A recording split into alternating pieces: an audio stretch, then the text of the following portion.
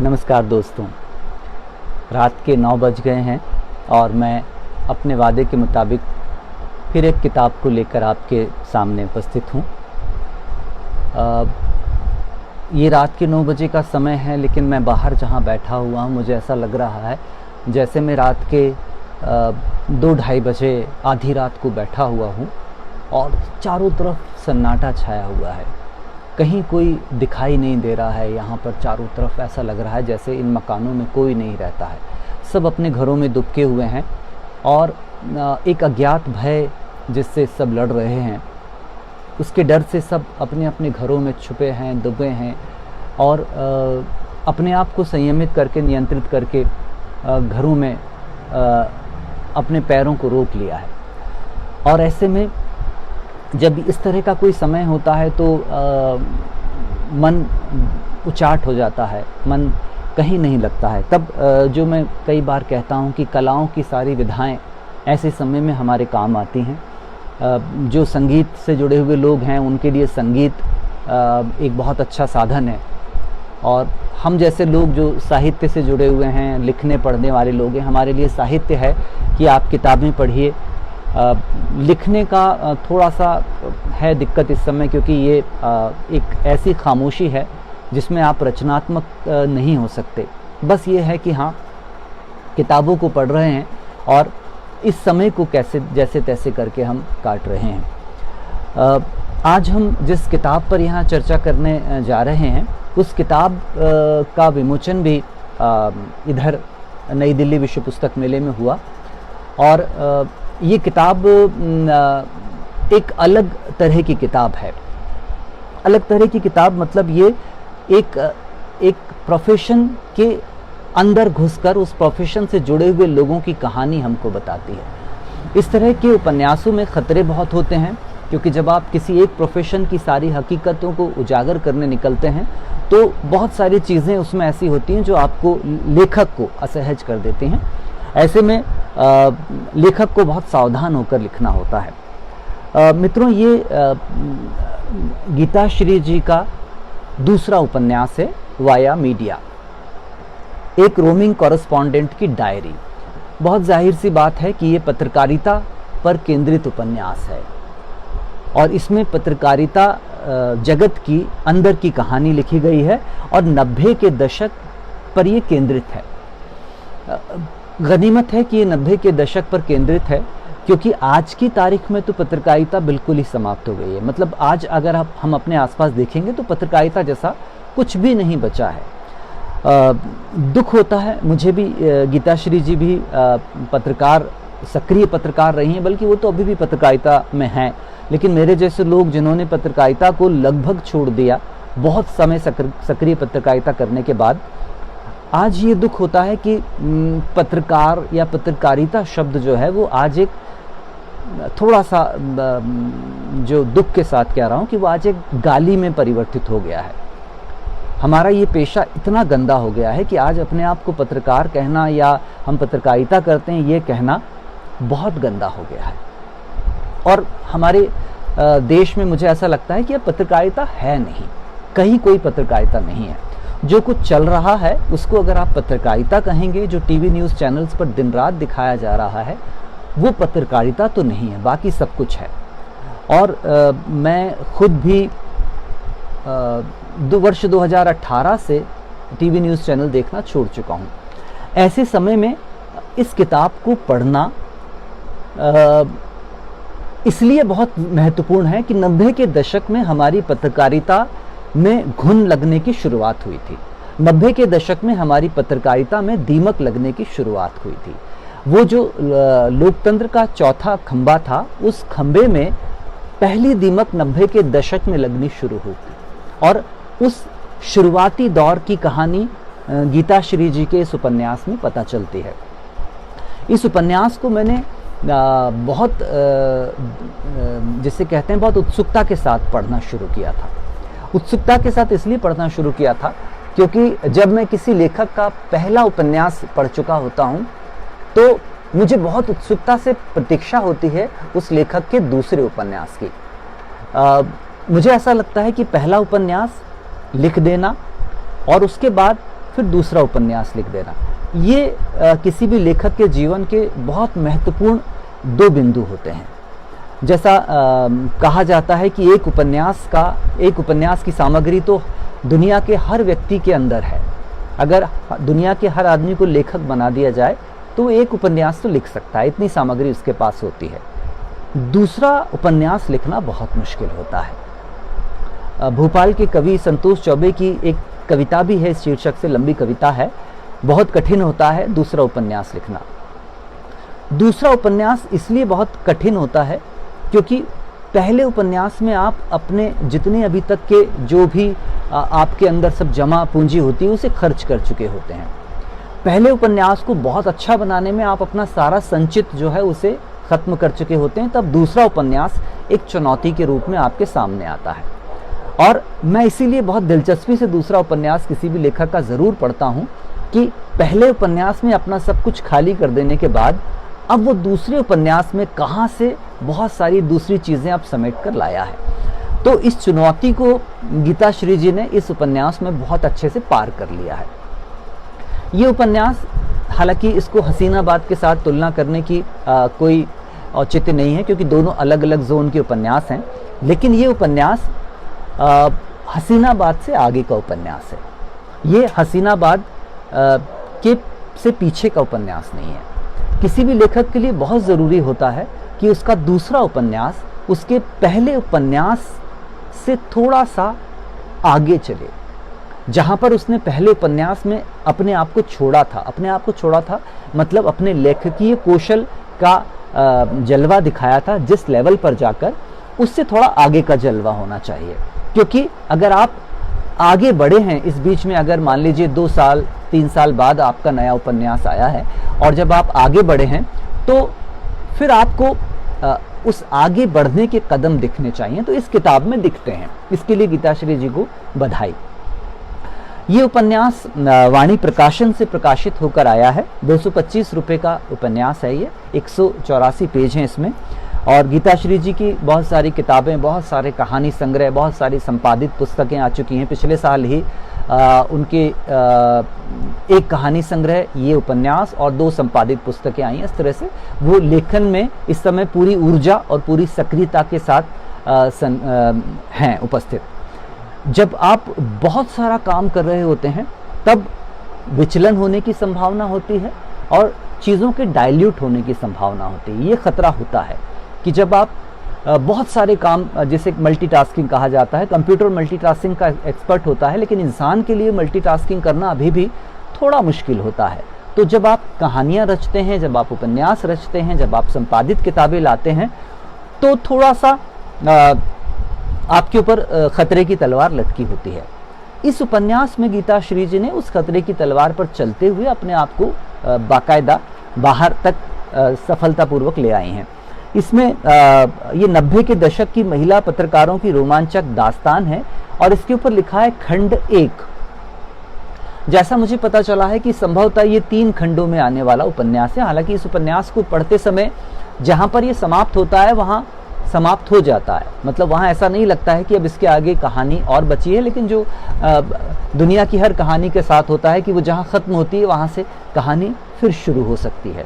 तो गीताश्री जी ने इस उपन्यास को 4 खंडों में बांटा है। मैं अनुराधा, बरास्ता दिल्ली, अनुपमा अर्थात दक्षिण दुख आख्यान, और साथ ही कबूल, आका खारिज और खूब जमेगी जब मिल बैठेंगे 4 दीवाने 4। ये 4 अलग अलग खंडों में ये कहानी है। ये पूरी तरह से केंद्रित है महिला पत्रकारों के संघर्ष पर।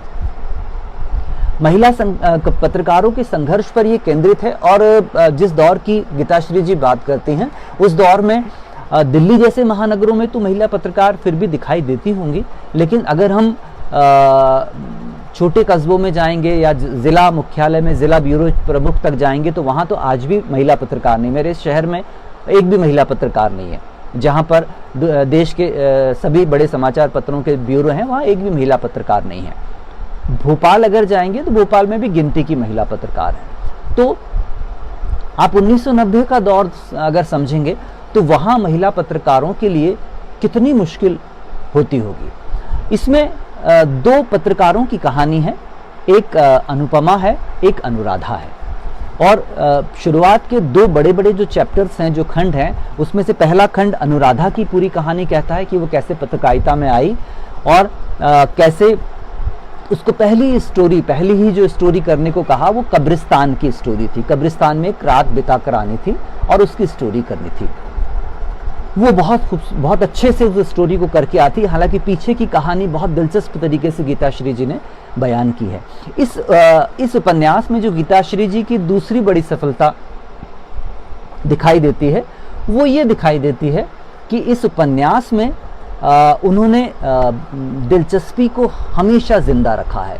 पढ़ते समय आपको हमेशा लगता है कि अब अनुराधा का आगे क्या होगा, अब अनुपमा का आगे क्या होगा। और कब्रिस्तान वाला पूरा का पूरा दृश्य आपकी आंखों के सामने जिंदा हो जाता है कि एक महिला पत्रकार कब्रिस्तान में रात को पहुंची है और उस कब्रिस्तान की रखवाली करने के लिए जो चौकीदार है वो भी एक महिला है और वो दोनों मिलकर उस कब्रिस्तान की रात को देख रहे हैं और उसकी रिपोर्टिंग की तैयारी ये अनुराधा कर रही है। अनुराधा जो घर से भागी है पत्रकार बनने के लिए।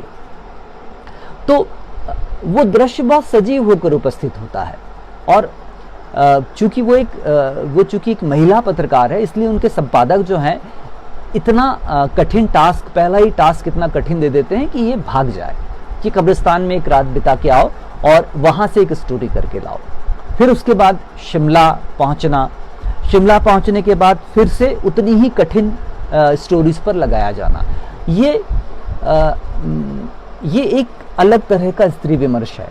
ये एक अलग तरह का स्त्री विमर्श ऐसा है कि जब किसी पुरुषों के एकाधिकार वाले क्षेत्र में जब कोई महिला आने की कोशिश करती है और उस एकाधिकार को तोड़ने की कोशिश करती है तो पुरुष सत्ता उसको खारिज करने के लिए पूरी ताकत लगाती है।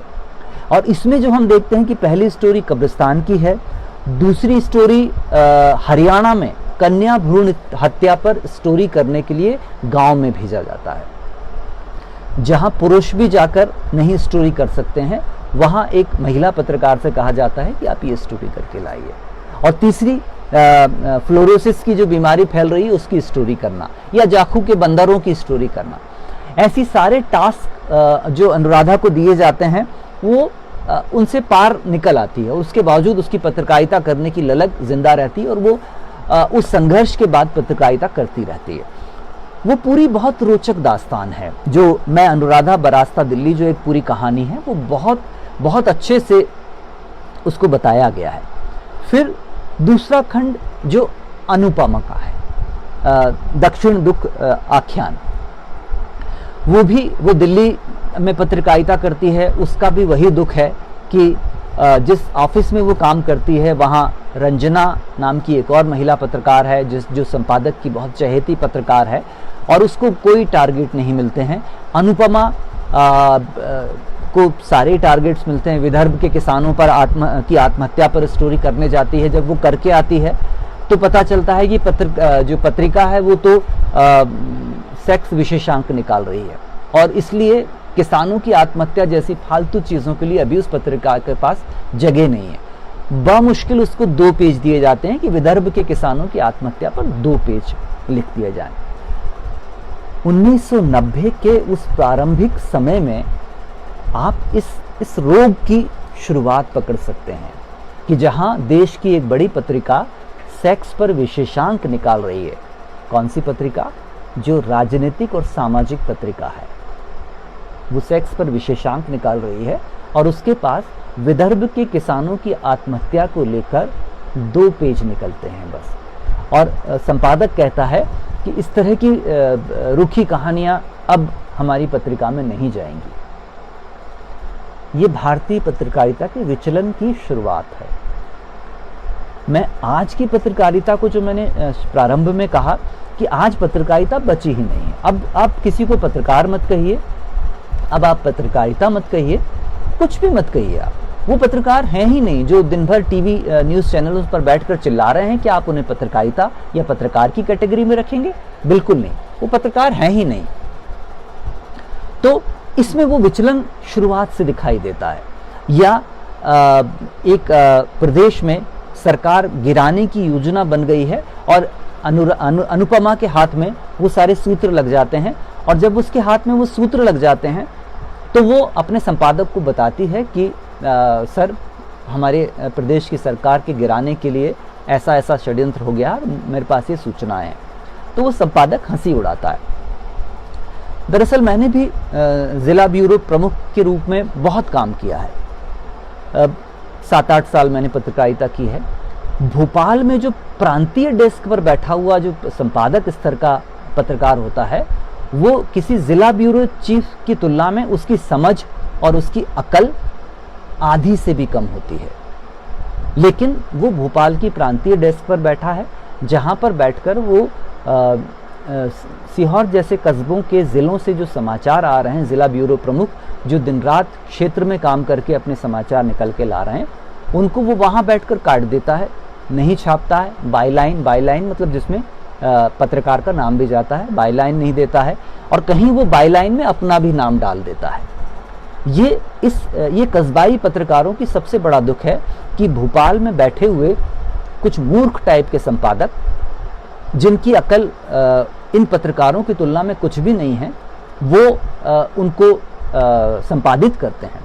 मैं इस किताब से बरक्स मैं चूँकि पत्रकार रहा हूँ, मैंने पत्रकारिता का अपना कैरियर जहाँ समाप्त किया, मैं उस समय मध्य प्रदेश स्तर का एक न्यूज़ चैनल शुरू हो गया था। मैंने उसके लिए काम करना शुरू किया था, और किसी बात को लेकर दिल्ली में बैठा हुआ एक संपादक, मैं भी नाम नहीं लूँगा उसका, अभी वो किसी बड़ी जगह बैठा हुआ है, दिल्ली में बैठे हुए संपादक ने मुझसे बहस करनी शुरू की, क्योंकि मेरे यहाँ के कलेक्टर ने उसे फ़ोन करके बता दिया था कि आपके रिपोर्टर ने गलत न्यूज़ दी है, और उसने बाकायदा गालियाँ बकनी शुरू कर दी मुझे। तब तो फैक्स चलते थे, मैंने फैक्स पर अपना इस्तीफा भेज दिया। इस किताब को पढ़ते समय वो दृश्य मेरे सामने जिंदा हो गया कि मैंने कैसे अपनी पत्रकारिता का जीवन उस दिन समाप्त कर दिया था। यहाँ भी वही है कि वो डांट रहा है कि ये क्या स्टोरी है, तुमने क्या स्टोरी कर दी है, और बाईलाइन तो जाएगा ही नहीं, बाईलाइन की तो कुछ बात ही नहीं है। तब मुझे लगता है कि ऐसे बहुत सारे लोग उस समय पत्रकारिता छोड़ जाते हैं। ये उपन्यास इसलिए महत्वपूर्ण है क्योंकि इस उपन्यास में अंदर घुसकर सारी चीज़ों को देखा गया है। जैसे गीताश्री जी स्वयं पत्रकार रही हैं, इसलिए उन्होंने कीचड़ में खड़े होकर कीचड़ को देखा है और कीचड़ को समझा है। बजाय इसके कि आप एक कोने पर एक पत्थर पे खड़े होकर कीचड़ के गुणदोष के बारे में लिखें, उससे बेहतर होता है कि आप कीचड़ के अंदर उतरें, कीचड़ में अपने पाँव यहाँ तक डालें और उसके बाद कीचड़ पर लिखें। ये किताब बहुत सारे द्वंद्व सामने लाती है, महिला और महिला के बीच का द्वंद्व भी सामने लाती है कि जो रंजना है, उस रंजना से अनुपमा और अनुराधा का द्वंद्व है, और उसके बीच में रंजना हर बार जीत रही है। ये लोग कहीं नहीं जीत पा रहे हैं, ये हर बार हार रहे हैं। वहां से कहीं ये पता चलता है कि अच्छा होना इस समय सबसे बुरा है। अगर आप अच्छे हैं तो समझिए आप बुरे हैं, क्योंकि ये समय और ये जो व्यवस्था चल रही है ये बुरे लोगों का है सब समय। और यहाँ पर अगर आप अच्छे हैं तो इस उपन्यास में अनुराधा और अनुपमा की तरह आप खारिज कर दिए जाएंगे। ये भी बुरा बनने की कोशिश करती हैं, ये भी संपादक के पास जाकर बुरा बनकर चीज़ों को हासिल करने की कोशिश करती हैं। लेकिन समस्या ये है कि अच्छा आदमी बुरा नहीं बन सकता, बहुत मुश्किल होता है उसके लिए अपने ज़मीर को मारकर बुरा हो जाना।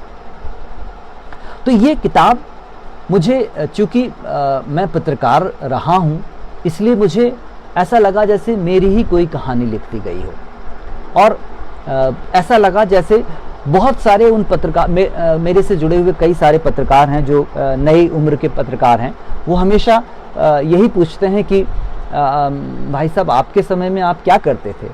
तो मैंने कहा यार हमारे समय में हम ये करते थे कि हम पत्रकारिता छोड़कर घर बैठे हैं, हम लेखन करते हैं। तुम लोग अगर इसको रोजगार की तरह लेकर चल रहे हो तो छोड़ना मत, क्योंकि रोजगार है ये। तो ये उपन्यास मैं कहता हूँ कि वो सारे युवा पत्रकार, उन सबको मैं रिकमेंड करता हूँ कि इस उपन्यास को ज़रूर पढ़ें। ये आपको पत्रकारिता की उस दलदल में खड़े रहकर लड़ने का हौसला प्रदान करेगा। लड़ने का हौसला इसलिए प्रदान करेगा कि जब अनुपमा और अनुराधा जैसी पत्रकार महिला होकर भी उस पूरे सिस्टम से लड़ती हैं, उस पूरे सिस्टम से जूझती हैं। महिला होकर भी शब्द, ये जो वाक्य मैंने उपयोग किया है, इसको महिलाओं को कमतर कहने के लिए नहीं कहा है, लेकिन 90 के दशक में जब महिलाएं घर से बाहर नहीं निकलती थी और पत्रकारिता में महिलाएं लगभग नहीं के बराबर थीं, तब इसलिए वो जो वाक्य है महिला होकर भी, वो केवल इसलिए प्रयोग किया है, तब वो महिला होकर भी लड़ती थी। अब तो पत्रकारिता में महिलाओं का खूब बोलबाला है, लेकिन उस समय उन्होंने लड़ाई लड़ी है। ये उपन्यास जो मुझे लगता है कि ये पत्रकारिता के विश्वविद्यालयों में इसको एक पाठ्य पुस्तक के रूप में इसको शामिल करना चाहिए। पाठ्य पुस्तक के रूप में इसलिए शामिल करना चाहिए कि जो चीज़ें आप पत्रकारिता के विश्वविद्यालयों में, महाविद्यालयों में पढ़ा रहे हो, वो फील्ड की बात नहीं है, वो प्रैक्टिकल बात नहीं है। आप किताबों में पत्रकारिता पढ़ा रहे हैं, ये जिंदगी की पत्रकारिता पढ़ाने वाली किताब है। इसमें नए पत्रकारों को ये समझ में आएगा कि जब आप फील्ड में निकलोगे तब आपके सामने क्या क्या परेशानियां आएंगी। सबसे बड़ी परेशानी ये है कि आप अगर बहुत क्वालिफाइड हो, आप पत्रकारिता से बीएससी मास्टर की डिग्री लेकर निकले हैं और पता ही चलता है कि आपका संपादक जो है वो 11वीं पास कोई ऊपर बैठा हुआ है, और वो केवल इसी फ्रस्ट्रेशन में आपको पत्रकारिता नहीं करने देगा कि आप मास्टर ऑफ जर्नलिज्म करके आए हो और वो केवल 11वीं 12वीं पास है।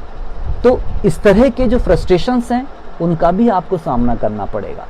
वो बहुत खूबसूरती से इसमें लिखा है। गीताश्री जी ने हसीनाबाद के बाद अपनी भाषा को समृद्ध किया है। हसीनाबाद को लेकर मेरी उनके साथ कुछ मुद्दों पर काफ़ी बहस हुई थी और मैंने उनसे बताया था कि यहाँ कुछ चीज़ें और बेहतर हो सकती थी, और वो सारी चीज़ें इस उपन्यास में अब नहीं देखने को मिली मुझे। अब ये उपन्यास बहुत सधी हुई भाषा में लिखा गया उपन्यास है, समृद्ध हुई है भाषा पहले के मुकाबले। घटनाओं की प्रस्तुति बहुत अच्छी है।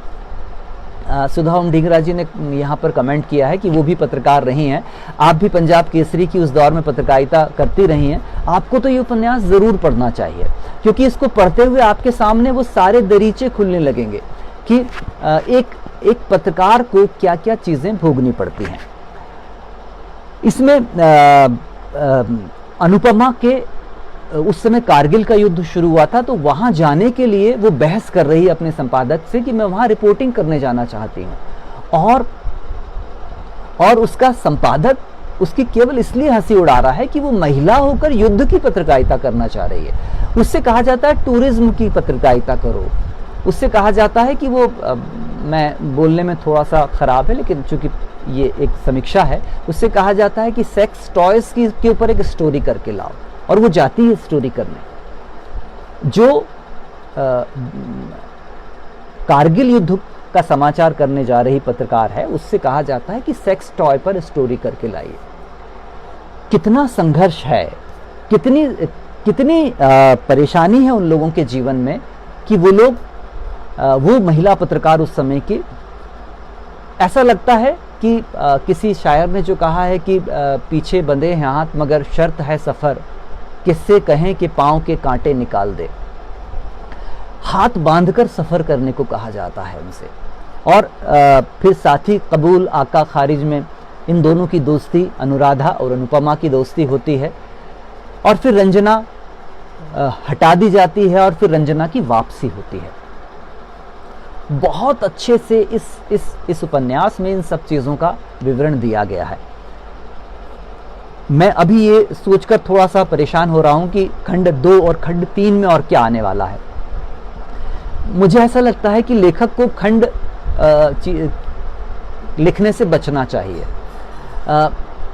ये बात अलग है कि कथाएं अलग अलग हो जाएं, लेकिन इसी का विस्तार करने से बचना चाहिए, क्योंकि कई बार ऐसा होता है कि आप जब एक चीज़, एक कथा पूरी कर चुके होते हैं तो वहाँ से उठाने में कई बार दोहराव आता है। खैर, गीताश्री जी बहुत समर्थ पत्रकार हैं, लेखक हैं, संपादक रही हैं, उनके पास में बहुत अनुभव है। मुझे ऐसा लगता है कि अगर 90 के दशक से शुरुआत करके उन्होंने पत्रकारिता की है तो उनके पास में सबसे अच्छे अनुभव हैं। 90 के ही दशक में लगभग मैंने पत्रकारिता शुरू की थी और 2-3 समाचार पत्रों के साथ जुड़ने के बाद, फिर एक न्यूज़ चैनल्स के साथ जुड़ने के बाद और फिर समापन किया। जैसे गीताश्री जी बता रहे हैं कि कथाएं अलग होंगी, तो ये बहुत अच्छी बात है कि अगर खंड 2 में और खंड 3 में कथाएं अलग अलग होती हैं तो फिर ये एक बहुत अच्छी बात है। हालांकि उनके पास में 2 अलग उपन्यासों के जो विषय हैं वो बहुत अद्भुत उपन्यासों के विषय हैं। मुझे लगता है कि खंड 2-3 लिखने से पहले उनको उन उपन्यासों पर भी काम करना चाहिए। इसमें पढ़ते समय मुझे जो चीज़ें जो मुझे लगी कि एक तो अनुराधा और अनुपमा नाम जो हैं बहुत ध्वनि उनकी एक जैसी हो जाती है, तो पढ़ते समय एक कष्ट पाठक को ये होता है कि कहाँ अनुराधा है और कहाँ अनुपमा है, क्योंकि वो ध्वनियाँ दोनों नामों की एक जैसी हैं।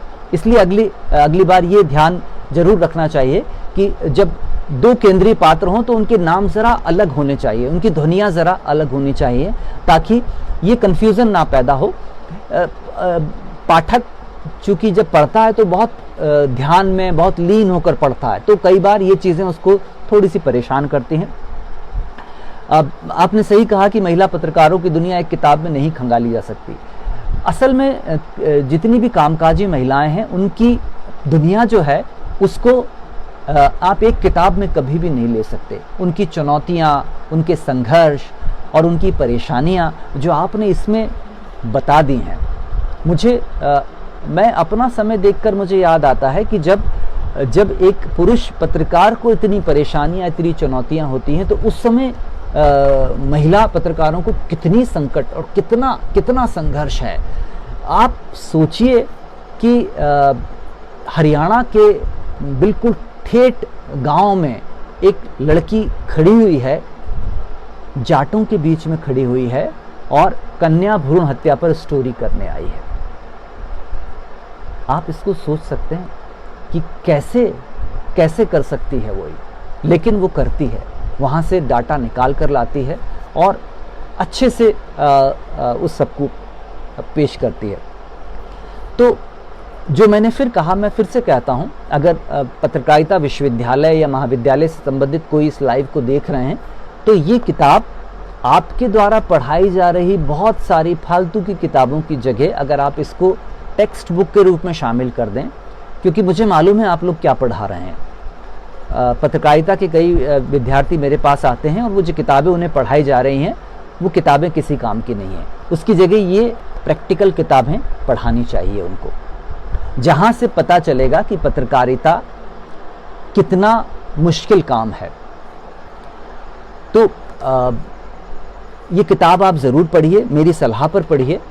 गीताश्री जी को बधाई कि हसीनाबाद में शिल्प, भाषा और शैली को लेकर जो छोटी मोटी परेशानियां थीं वो इस उपन्यास में मुझे देखने को नहीं मिली हैं। मैंने शुरुआत में कहा कि मैं पहला उपन्यास जब भी किसी लेखक का पढ़ता हूं तो मुझे दूसरे उपन्यास की बहुत प्रतीक्षा होती है कि पहले उपन्यास में जिन चीज़ों के लिए हमने लेखक को माफ़ कर दिया था कि चलो ठीक है पहला प्रयास है, अभी नहीं, दूसरे उपन्यास में वो परेशानियां बची हैं कि नहीं बची हैं। एक और महत्वपूर्ण बात जो मुझे लगता है, मेरा अपना आकलन है, कि जो लोग बहुत अच्छी कहानियां लिख लेते हैं उनके लिए उपन्यास में थोड़ा मुश्किल होता है। गीताश्री जी बहुत अच्छी कहानियां लिखती हैं, उसके बावजूद उपन्यासों में भी उन्होंने अपनी उस कला को बचाए रखा है। ये बहुत अच्छी बात है, तो इसलिए बधाई उनको कि पहले उपन्यास की तुलना में ये उपन्यास बहुत आगे का उपन्यास है, बहुत रोचक है, बहुत दिलचस्प उपन्यास है। पढ़ते समय जो मैंने यहीं पर बैठकर इसी छोटी सी हट में बैठकर मैंने इस उपन्यास को पूरा पढ़ा और एक फ्लो में पढ़ दिया इसको मैंने। इसको भाषा के लिए, शैली के लिए पढ़िए और इसलिए पढ़िए कि ये हमारे समय का एक सच है। आज जो पत्रकारिता समाप्त हो गई है, उस पत्रकारिता के समाप्त होने की शुरुआत कहाँ से होती है वो आपको इसको पढ़ते हुए आपको अच्छी तरह से पता लगता है। तो जैसे ही लॉकडाउन खुलता है वैसे ही वाया मीडिया एक रोमिंग करस्पॉन्डेंट की डायरी, गीताश्री जी का उपन्यास है, इसको बुलाइए और इसको पढ़िए। कल एक कविता की किताब जो रश्मि भारद्वाज जी की नई कविता की किताब आई है, मैंने अपनी माँ को जन्म दिया है, उसके साथ हम लोग फिर से यहीं पर मिलेंगे। तब तक अपना ध्यान रखिए, अपने परिवार का ध्यान रखिए, स्वस्थ रहिए। नमस्कार।